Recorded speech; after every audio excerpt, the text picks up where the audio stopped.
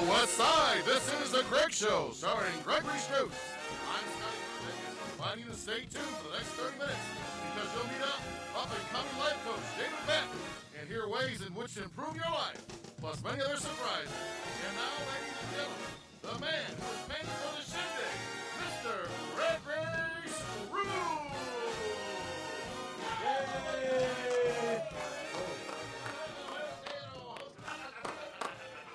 Thank you. Speech impediment. Well, you have a speech impediment? But it was good. It sounded good. Scotty-Joe Vegas, everybody. Let's hear it for this. Lots of love. Anyway, welcome to The Greg Show. Soon to be a part of the McDonald's TV network. All right. McDonald's TV. Now, McDonald's is now trying to put a TV network together.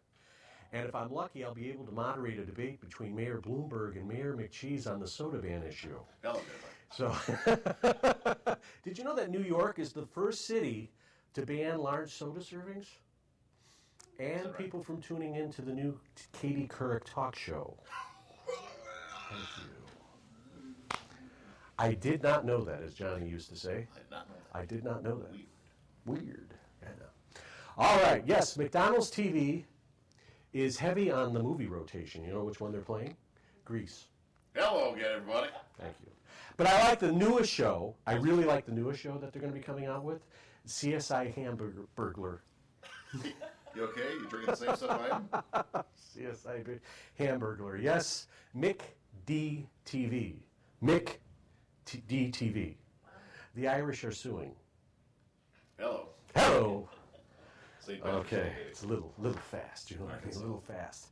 But speaking of food, a teenager, a high school teenager actually in Phoenix, Arizona, was charged with a felony after he was involved in a food fight. Really? When asked for a comment, presidential hopeful Mitt Romney responded, "You mean we actually feed those kids?" Oh, Jesus. Rough crowd. Rough crowd, ladies and gentlemen. You say Bob Hope today, and the kids are like, "Who's Bob Hope?" Who's Bob Hope? I don't know. Anyway, our friend Seth MacFarlane, who recently hosted SNL, will now MC the upcoming Academy Awards telecast. Seth brings youth, edgy humor, and talent to the show. Wait a minute, what was that noise? Did you hear it? That was silence. The sound of Billy Crystal pooping in his diaper. In my head. In front of me. No!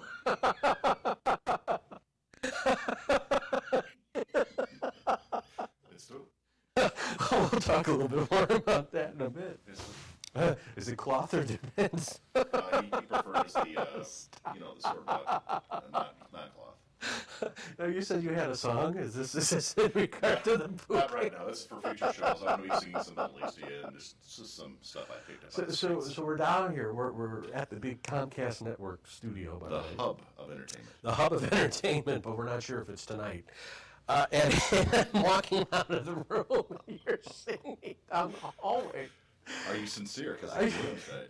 Who did? Andy Williams. Oh, that's right. It's dated now, but you know. He did. Yeah. But speaking of diapers, there was this guy named Henry Billups in grade school at Lincoln Junior High in Dalton. Okay. And all the lights would be shut off in the locker room, and people would start throwing shoes and stuff. Yep. And he'd start belching out the tune to the Love's diaper. Love's! As everyone is like throwing shoes at each other. I don't know. Anyway, we got a great show tonight. David Beck, who is an up-and-coming psychic, and, would you say a medium? I'm a double extra large right now. I know you want to laugh. And a life coach. And it was very interesting because we were talking earlier. He was like, I really see something. And I said, I do too, but I really don't have anything else to say about it. We have, I don't know where I was going with that. I felt something. I felt a joke psychically coming, and somehow I lost it somewhere down the line. And we're also going to show some of the work from a dear friend who I have not talked to in a while, recently celebrated a big birthday. We're going to take a look at some work of Ron Weiner, who directed Donahue, some of the shows you might know, Bozo. Your show. He directed our show, a couple shows. Yeah. Which was the pinnacle of his career, by the way. And and we're also going to just have a lot of fun tonight. Scott's Aunt's here. Yes. But I don't think we're going to, yeah. Scott, how have you been? Yay, well? Gene. Scott walks around and says that you're his bank. So we'll find out about that. My bank, baby. Anyway, I am Greg. This is The Greg Show, and we are reinventing community television in the West Side and beyond, and we'll be back in just a moment. Ready with us. All right.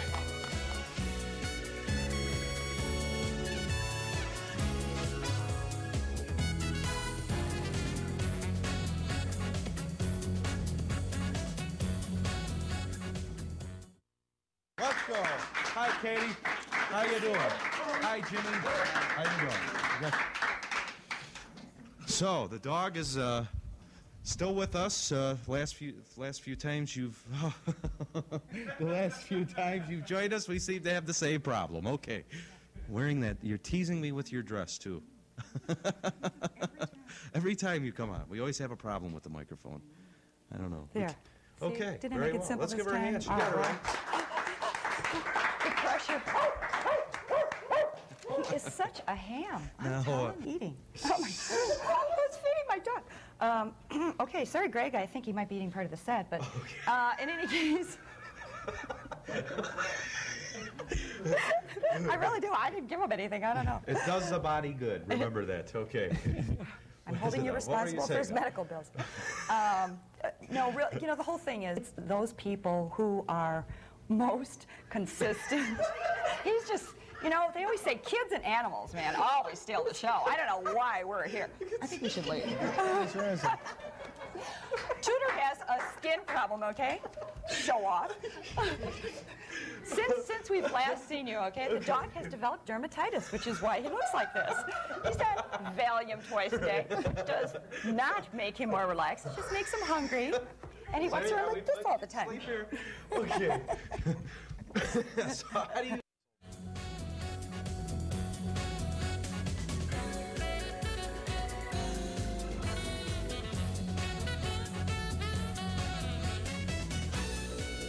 Hi, everybody, and welcome. Just having a chat. Hey! And his lovely aunts and all of our crew. here Yay, at the Greg bank, Show. baby. All right. Just want to remind you that you can contact us at gstrussman@gmail.com. I really don't know for what reason, but I just want to, put it out there. And I'm also on Facebook. G-Man. G-Man. Okay. Great show tonight. In a little bit, we'll be talking with David Beck, who is a psychic medium and life coach. Life coach. And I said, well, where was your referee outfit and the whistle? It's like, you're effed up. Time out. TV time out. Okay, of course. I thought this was kind of interesting. As I was looking through the news, we were talking about Miguel Cabrera, Miguel, okay, plays for the Detroit Tigers. Yes. And evidently he had a little bit of a problem and now is on a mission. And I thought what was nice, he had a little bit of a problem with drinking and was involved in some things, and was involved in some things that were not so nice. What I liked about it as I was reading this was that he was honest and apologized to his team. Very good. He apologized to his fans. Very good. And he apologized to his family. And that's really good. That's good. Because that's somebody that's working a program and who's on a mission. So Right.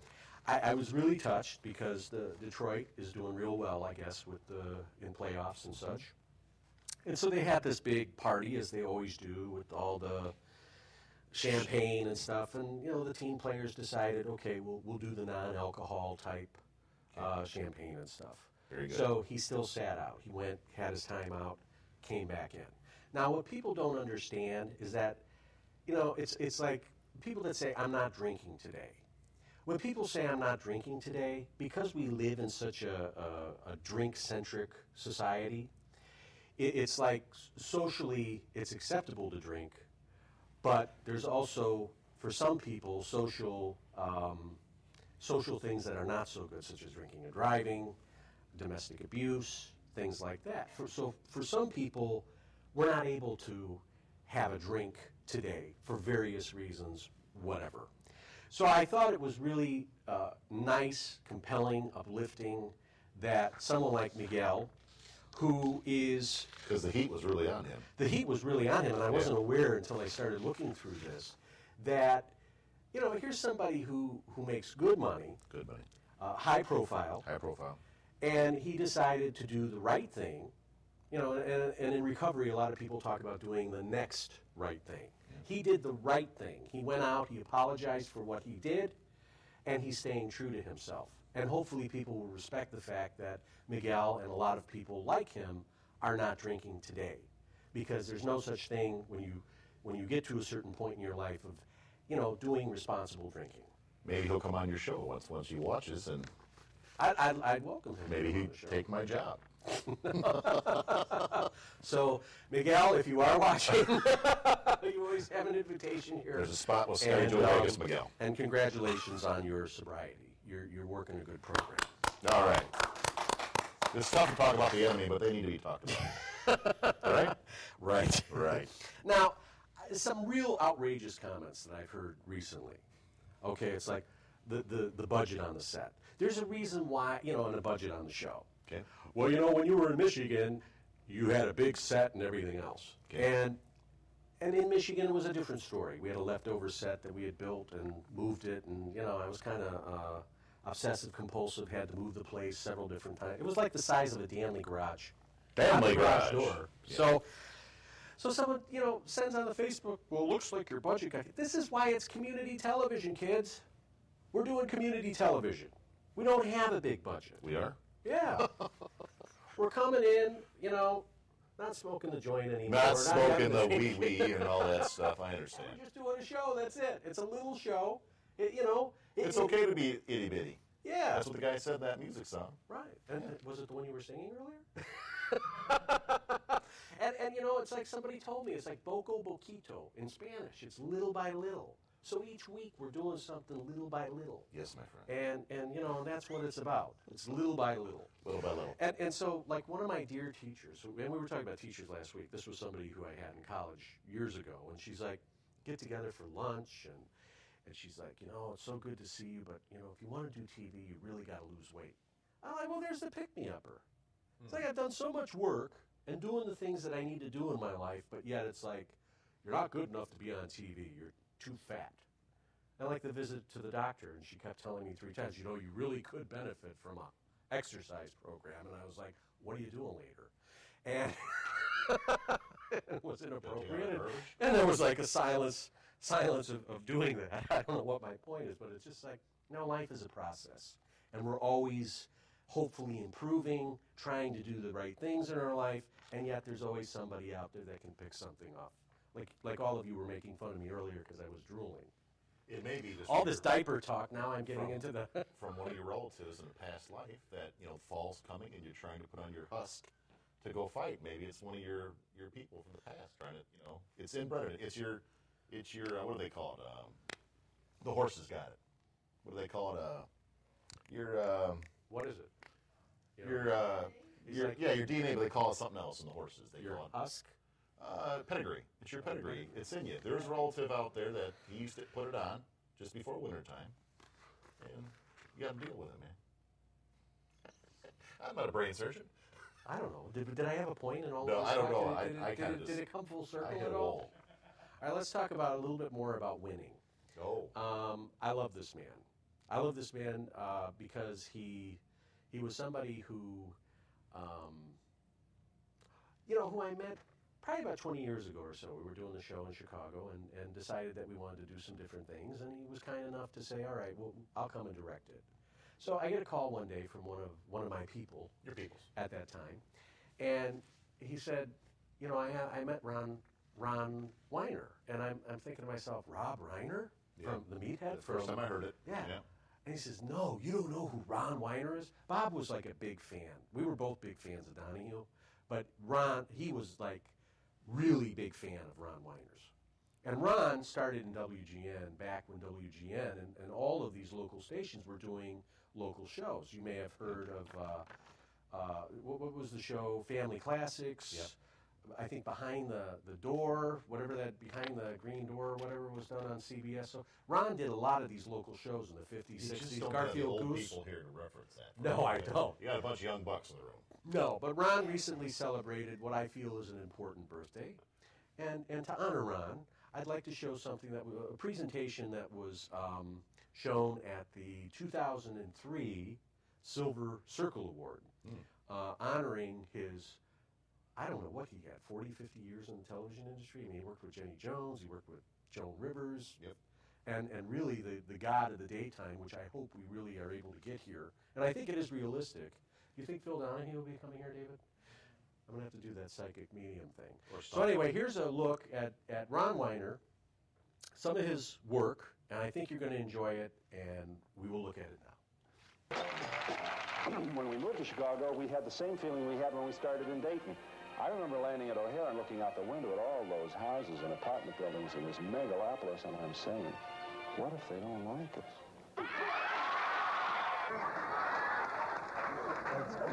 No kidding. Can you imagine some guy after a six-pack saying, "Here I come, Harry"? Here he goes! Oh! Ron Weiner served as director of the Donahue Show for 10 years. He was always good. I would not allow any of my kids to walk out the door looking that way. What if they insisted on it? I couldn't insist. I'm the mother. Hey, listen, kids. Get with it, clean yourselves up, and go to work. Always in focus. You are the only man who is copying after Jesus' name on the back of your magazine? I think Jesus had a sense of humor. Always on the money.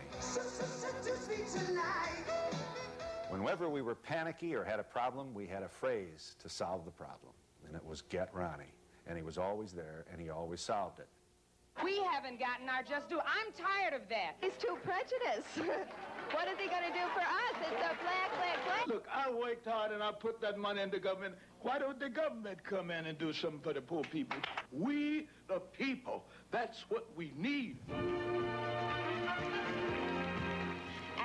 the winner is Ron Weiner. One of your Nazis in the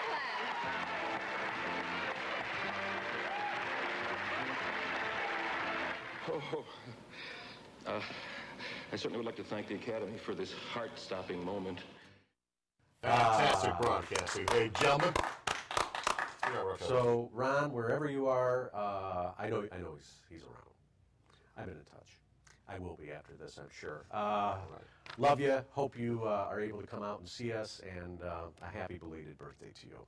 When we come back, I just want to comment quickly on the Donahue show. When you see a show like that, I mean, there were two shows as I was a kid growing up in Chicago that I tuned into every day before I went to school. One was Phil Donahue, 11 to midnight, 11 to noon, and then Bozo Circus came on at noon to 1. Little Ray Rayner. Yeah, so you had a little bit of Phil doing his thing, and his thing was really the real thing. You didn't have, like, who's your baby daddy, and you are not the father, and you are not the felon, and, I mean, it was just, his show was like a daytime staple. It was like a daytime deal, and my biggest dream is to be able to have him on this program. Good old-fashioned broadcast. Absolutely. All right, Scotty-Joe, good to see you. All right. When we come back, David Beck, and lots more surprises. And we'll be back in just a moment. Thank you.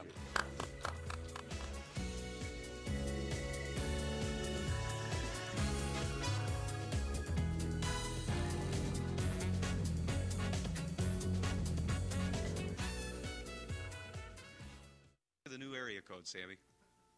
I don't like it.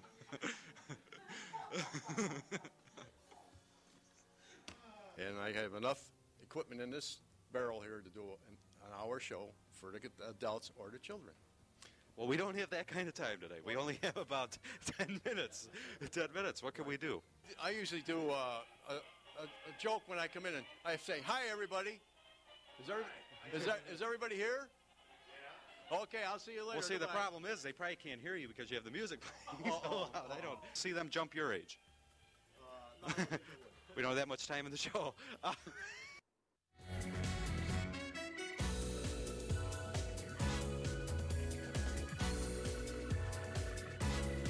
We are back. So, I don't know, we're having this conversation in between the break, and you start doing your Bob Hope. And nobody today even knows who Bob Hope is. So do it for me. Hello, ladies and gentlemen. Welcome to We're going to have Raquel Welch out here in a few minutes. Hey, isn't she something? I'll tell you what. 1969. Vietnam. God bless. Good night, everybody. Merry Christmas. So the three of us are abused. Anyway, let's welcome psychic medium and life coach David Beck, everybody. Hello. Thanks for having me. Thank you for having me. All right. What I found, welcome to the show. Thank you. Were you entertained by any of it? Oh, it's a great show. I love it. It's fun. Are you finding that what's going on behind the scenes is funnier? Oh, it's great. Come and get put. What I found was interesting, other than I can't speak, is that we were sitting down and you're like, I'm feeling, okay, do you feel cheese and sausage? Because I'm thinking pizza Cheese right and now. I didn't say that. Yeah. I'm thinking pizza after the show. Okay. So we were talking about life coaching and all of that. So right. Yeah, and how it works for me, I can see images or I tap into emotional fear. And there's where the life coaching comes in, and we all have fear. So I help people shift that and become aware and, not be afraid. Afraid of death, afraid of judgment, all of that. What about people that have a fear of diapers? Obviously, I do tonight. Well, the diaper thing. I would put a bunch of babies around you and say, let's go for it. All right, we'll shift change it. I'm sorry. Fear is not, what was the saying? Success is never final. Fear is never fatal. Courage is the only thing. Mm-hmm. So fear, people don't realize that there's a lot, that fear is real. Well, yeah. But fear is never really going to kill us, is it? No. It all depends.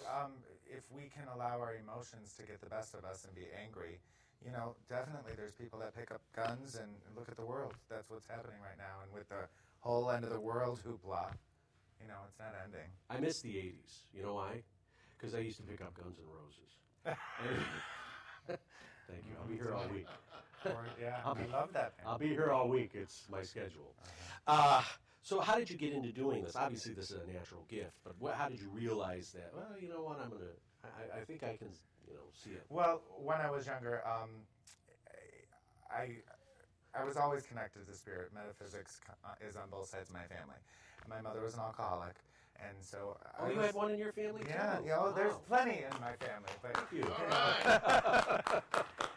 We have to deal with that stuff, and having for the first 9, in between 12 actually, I lived with my mother for the first 9, and then I moved back and forth between my paternal grandmother, and my mother's house, back and forth, and. I was always connected to spirit. It was the one thing that connected me to my voice because I was told I couldn't speak up. I would say things that would happen, and so I was told, shut up, don't say anything. And, I was told I was never going to amount to anything. And yet, here I am. So. But I think, that's what kind of kills me about today's generation. Because I think gone is the art of communication, number one. The art of communication and being able to sit down. It's like, if you're trying to, meet people, you meet people online now, right. and then you have this exchange online, and then you safe. Finally ask, do you want to go out? You finally get down to it, and it's like, and then you don't hear from them, or it's like, well, that's not what I wanted, or right. what have you. Right. But I think this generation is getting used to the being non-connection. Yeah. So I think that Texting, and when we were growing up, there was a lot of the negative reinforcement going on that doesn't exist today. Like you're not going to amount to anything was meant to supposedly motivate you to be something. It did, and also though it does instill, we're all afraid of rejection, being told no, being told we're not good enough, because judgment's out in the world. And I help people become aware of where we're judging ourselves. A lot of people feel judged in this world, and there's separation and segregation and all that. And if we just come to a place of we're no different, we're all here to love.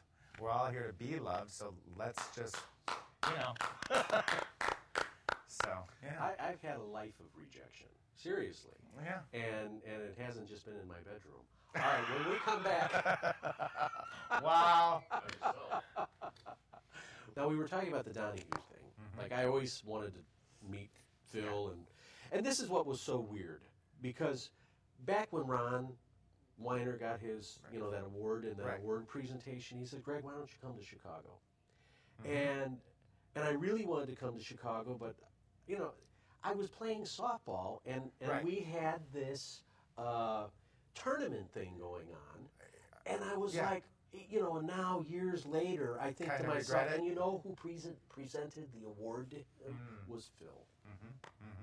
So back in the day, I always envisioned having the Courvoisier, a cigar, and talking with Phil and Ron and my friend and mentor Bob, who was since passed, and talking about the good old days of the Donahue show. And it could have happened that night, and it still could. It could have happened. Not with the Courvoisier, but yeah. But yeah, woulda, coulda, shoulda.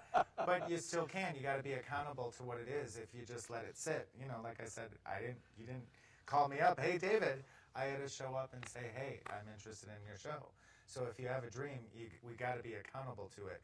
If we're not, we let all of our excuses. I don't have time. I don't have money. All of that stuff gets in our way, and that's the emotional fear keeping you from what it is you want to have. Because why? Quite possibly you could be rejected. Quite possibly you said, nah, you're nothing, I don't want to. Right. But you got to take that risk and say, hey, here I am, and be persistent about it. And you know what? And it's like, well, you know what? We're doing a show. And it's like sometimes, well, you're not doing the kind of show that you could be doing. And it's like, but we're doing this right. Yeah. And it's like, you know what? This is the first time I'm doing something in my life that with a group of people that I absolutely love and adore. We're having fun. I know it's glacially slow, but I'm doing it. There was so much fear walking into this that, and I was talking with Celine. I started talking with Scott, and it wasn't until a week before we went on that I called Scott up and said, would you like to do the first show? I wanted him to do all the shows, but I wanted to extend it and say, well, would you at least be the guest announcer for the first show? Right. And then that night he said, I want to do all of them when I can. So we worked on the schedule. And I was like, dream wow. Happened. Right. And then it just manifested. And it's because you took that first step. But oftentimes we stop ourselves because we start, our mind is the porthole for fear. Hello, it's where movies get made, right? Don't go up the stairs. And, does art imitate life or does life imitate art? So we can make it up. But it's about taking those next steps and say, okay, I'm going to actually manifest this. And we can. On the McD-TV, the McDonald's DTV. Okay. I'm not familiar with that whole thing. Yeah. The movie they're playing is Grease. All right, see, I said it twice in the show, so hopefully it gets it. We get a sponsor. But that's just it. It's like all of the fear manifested. Okay, so now we've done the first show, the second show, the third show, and it's like, okay, so how do we continue building on this that, you keep people interested, keep yourself interested, and continue to grow and evolve and do what we ultimately want to do. We all have to start somewhere, and it's those first initial steps. And then it gets bigger and bigger and bigger and bigger, but that's if we're accountable for ourselves. Conversations on Success, you are also on Facebook. And my where website. can people get the book? My website, evolutionthenextlevel.com. Evolution, the next level. Do you have anything about diapers? Wow. Do you want a diaper sponsor? No. I mean, I don't know if some of this stuff is going to go over real well, but we're having fun. The rest of the people. That's all that matters. Right? What did I get myself into? So, anyway, we really appreciate you coming on the show. Scotty-Joe Vegas is coming up. Fantastic show, sir. Thank you. How you doing? God bless you. So, anything real quickly, and I'm thinking to myself, as we were talking before, I was talking with Bob and Celine. I said, do you think we're promoting gambling as we talk to Scott every week? We're at 8 o'clock.